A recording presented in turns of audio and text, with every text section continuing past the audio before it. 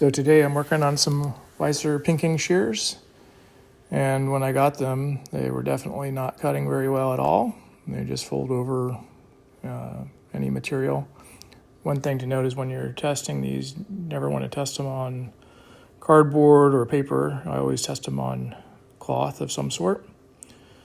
And the first thing I do is I color them with Sharpie. I always use Sharpie on these because I really want to make sure that the tips, the points of these aren't getting rolled over, because if you do that, then you have to bring everything back down to whatever that lowest point is, so you've got a flat plane on along the whole edge.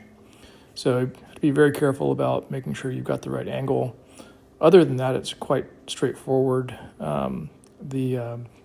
The biggest mistake I see other sharpeners have made on ones that I've received has been to roll over the edges of those points. So I always match the angle that's there, and usually it's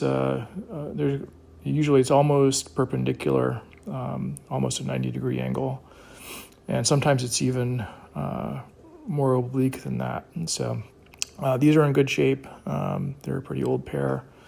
But here I'm just working on them I start with a 320 grit and then finish them with a 1000. If you get too polished, then sometimes they won't cut quite as well, I found.